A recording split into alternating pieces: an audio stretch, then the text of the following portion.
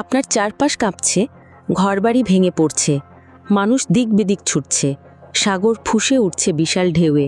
ভাবছেন এ বুঝি কোনো দুর্যোগের গল্প? না, এটা কোনো কল্পনা নয়, এটাই বাস্তবতা জাপানের। বিশ্বে সবচেয়ে বেশি ভূমিকম্প হয় যে দেশে, তার নাম জাপান। প্রতি বছর প্রায় 2000 ভূমিকম্পে কেঁপে ওঠে এই দ্বীপরাষ্ট্র। অনেক সময় একদিনেই একাধিক কম্পন ঘটে, যার মধ্যে কিছু থাকে টের পাওয়া যায়, আবার কিছু হয় এত গভীরে যে তা কেবল সিসমোগ্রাফি ধরা পড়ে। কিন্তু প্রশ্ন হলো, জাপানে এত ভূমিকম্প কেন? এই প্রশ্নের উত্তর লুকিয়ে আছে পৃথিবীর গভীর গঠন আর ভূপ্রাকৃতিক বাস্তবতায়। পৃথিবীর উপরের স্তরটা বিভিন্ন ভাগে বিভক্ত, যা আমরা বলি টেকটনিক প্লেট। এই প্লেটগুলো একটার সঙ্গে আরেকটা ধাক্কা খায়, সরে যায় কিংবা একটির নিচে ঢুকে যায়। এই প্লেট চলাচলের ফলেই জন্ম নেয় ভূমিকম্প। জাপান অবস্থিত ঠিক সেই ভয়ঙ্কর অঞ্চলে, যার নাম রিং অফ ফায়ার। এই আগুনের বেল্ট ঘিরে রেখেছে পুরো প্রশান্ত মহাসাগরীয় অঞ্চলকে। এখানে সংঘটিত হয় পৃথিবীর 90% ভূমিকম্প এবং থাকে 75% সক্রিয় আগ্নেয়গিরি। জাপানের নিচে একসঙ্গে 4টি টেকটনিক প্লেট মিশেছে: প্রশান্ত, ফিলিপিন, ইউরেশিয়ান আর উত্তর আমেরিকান। এখানে প্রতিনিয়ত একটা প্লেট আরেকটার নিচে ঢুকে যায়, সৃষ্টি হয় প্রবল চাপ, আর ঠিক তখনই ঘটে ভূমিকম্প।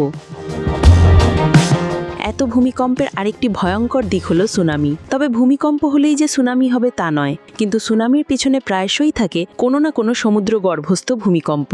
যখন একটি ভারী প্লেট আরেকটি হালকা প্লেটের নিচে ঢুকতে থাকে, তখন সমুদ্রতলের গভীরে সঞ্চিত হয় প্রচণ্ড শক্তি। এই শক্তি যখন হঠাৎ মুক্তি পায়, তখন সমুদ্রের নিচ থেকে উঠে আসে জলোচ্ছ্বাসের মতো ঢেউ। এই ঢেউ কখনো 1 থেকে 2 মিটার, আবার কখনো 10 মিটার পর্যন্ত হতে পারে। তীরবর্তী অঞ্চলে এই ঢেউ আছড়ে পড়ে, ধ্বংস করে ঘরবাড়ি, রাস্তাঘাট, জীবন। সম্প্রতি গভীর সমুদ্রগর্ভস্থ ভূমিকম্পের ফলে বহু উপকূলীয় অঞ্চলে ছড়িয়ে পড়ে আতঙ্ক। বিশেষ করে জাপানের উত্তর আর পূর্ব উপকূলে জারি করা হয় সতর্কতা, মানুষ ছুটে যায় উঁচু স্থানে। তবে আশ্চর্যের ব্যাপার হচ্ছে, এই ভয়াবহ দুর্যোগের মাঝেও জাপান এগিয়ে যাচ্ছে। তারা জানে ভূমিকম্প তাদের নিত্যদিনের সঙ্গী, তাই তারা প্রস্তুত, প্রযুক্তি দিয়ে, সচেতনতা দিয়ে আর শিক্ষা দিয়ে। প্রতিটি ভবন নির্মাণে থাকে ভূমিকম্প প্রতিরোধী প্রযুক্তি। শিশুদের ছোট বয়স থেকে শেখানো হয় ভূমিকম্পে কি করতে হবে। রেডিও, মোবাইল, সাইরেন সব জায়গা থেকে মুহূর্তেই পৌঁছে যায় সতর্কতা। ভয়াবহ পরিস্থিতিকে কিভাবে মোকাবিলা করতে হয় তা জাপানিদের মতো আর কেউ জানে না। তাদের মতো সহনশীলতা, প্রস্তুতি আর সংগঠন যেন সারা বিশ্বের জন্য একটা উদাহরণ। ভূমিকম্প আর সুনামির বিরুদ্ধে জাপানের এই যুদ্ধ চলবে, কারণ প্রাকৃতিক দুর্যোগ আটকানো না গেলেও তার ক্ষয়ক্ষতি কমানো সম্ভব, যদি থাকে প্রস্তুতি, যদি থাকে পরিকল্পনা।